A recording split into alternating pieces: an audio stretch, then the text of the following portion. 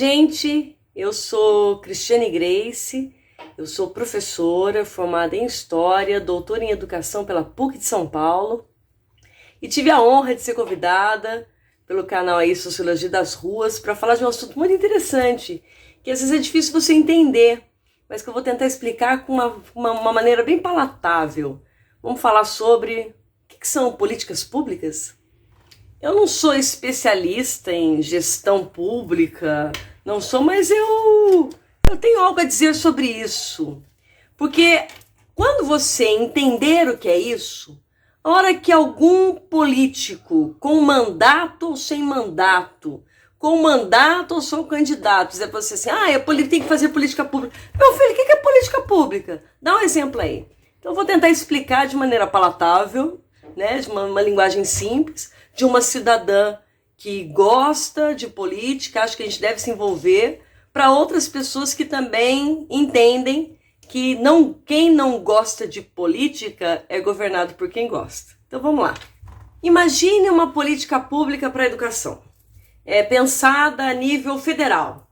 Então, como é que a gente olha para tudo isso? Então você tem lá as etapas do ensino, quando a criança entra na escola e quando ela vai para o ensino médio, depois quando vai para a faculdade.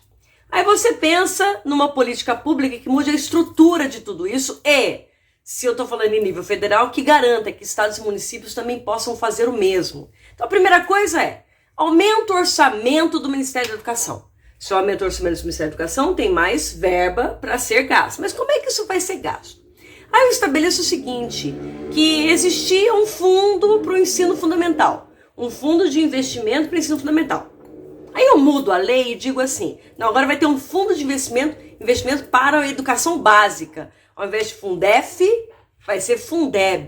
E a educação básica passa a ser da creche até o 3º ano do ensino médio. Pronto, aumentei a verba, aumentei o alcance de todos os segmentos da educação. Aí eu fiz isso e faço assim, não, mas no meu governo, nós descobrimos uma forma de explorar petróleo que está trazendo muito dinheiro, chama pré-sal. O que a gente faz? Vamos obrigar que uma parte dos lucros do pré-sal vá para a educação. Pô, mais dinheiro para a educação. Aí eu faço o seguinte, nossa, isso é muito importante. Mas é muito importante, então eu estou garantindo dinheiro, eu ampliei, mas eu tenho também que garantir que os professores e professoras tenham uma valorização, e a valorização, especialmente a valorização financeira.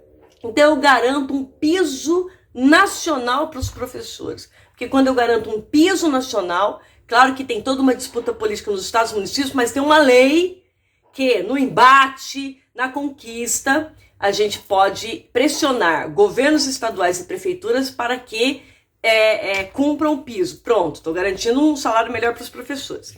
Aí eu penso o seguinte, bom, mas é preciso também garantir que esse aluno, ele possa, quando terminar o ensino médio, ter acesso ao ensino superior.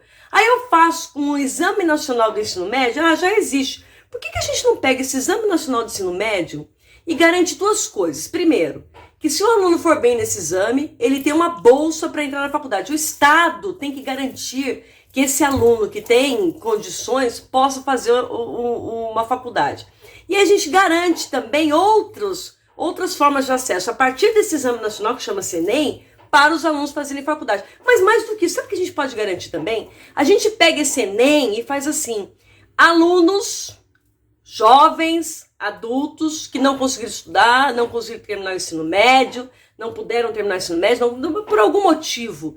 Se eles fizerem o Enem com o objetivo de tirar certificação para o ensino médio, se eles fizerem tantos pontos, que é um ponto são pontos abaixo daqueles necessários para entrar na universidade, eles pegam a certificação do ensino médio. Nossa, eu garanto a entrada de alunos das escolas públicas que têm menos condições de ter acesso ao ensino de qualidade, que eu estou tentando resolver aqui, mas esse aluno não pode esperar a entrar na faculdade, mas também garanto que aquele que não conseguiu estudar, facilite para ele lá fazer o exame em 2 fins de semana, ou um fim de semana, não importa, e ganha a certificação de ensino médio. Pô, isso é uma coisa bacana pra caramba. Mas eu garanto o seguinte também, eu crio mecanismos como ProUni, como FIES, que são mecanismos de financiamento para estudantes fazerem a universidade. Então eu crio acesso, eu facilito, melhoro a diferença que tem, né, dos estudantes que podem e aqueles que não podem,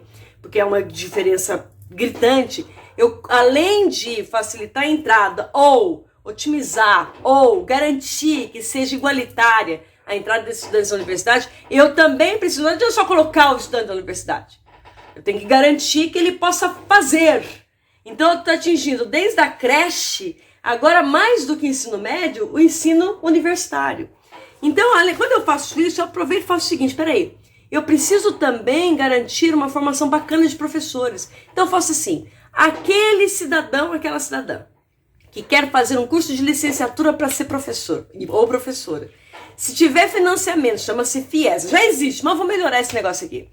Se o professor ou a professora fizer FIES, né, fizer a faculdade, licenciatura, ser professor, com o financiamento do Estado, se essa pessoa trabalhar numa escola pública por 20 horas aula, ela paga o seu financiamento porque está devolvendo ao Estado aquilo que o Estado pagou. Pô, estou incentivando pessoas a fazerem licenciatura e serem professores.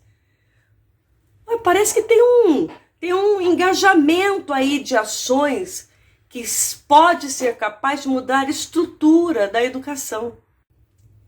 E eu poderia falar de outras, entre aspas, microações, como aumentar o investimento de um programa que manda o dinheiro direto para a escola, como garantir que a formação de professores, eu coloco cursos de licenciatura ligados a projetos que devem ser desenvolvidos dentro das escolas públicas para que aqueles alunos que serão professores saibam como funciona a escola pública, num projeto chamado PIBID. Enfim, dava para discorrer aqui por mais 20 minutos. Mas eu preciso finalizar dizendo que tudo isso que eu falei aconteceu entre os anos de 2002 e os anos de 2002 e 2016, nos governos Lula e Dilma. É muito importante que a gente saiba que política é que envolve essas questões. É muito importante a gente saber que todos esses itens que eu explanei aqui, todos esses projetos de mudanças estruturais, todos eles, todos sem exceção, foram desmantelados, foram destruídos pelos governos que vieram a seguir, do senhor Michel Temer e do senhor Jair Bolsonaro. Todos! Eu posso enumerar cada um deles o que aconteceu. Por isso que é importante a gente discutir política, por isso que é importante a gente entender política, por isso que é importante a gente ter senso crítico para avaliar onde que tem defeitos, onde que tem qualidades e pesar, sem ser envolvido por moralismo falso e outras cositas mais. Um beijo, espero ter contribuído para compartilhar aqui um pouco do que eu acho que é política pública. Valeu! A função de cometa rasante, brilho constante, meus rios mais distantes, de roupa elegante. Eu vou pra rua, a vida é um instante. Eu vou pra rua, a vida é um instante. Cometa rasante, brilho constante, meus rios mais distantes, de roupa elegante. Eu vou pra rua, a vida é um instante. Eu vou pra rua, a vida é um instante.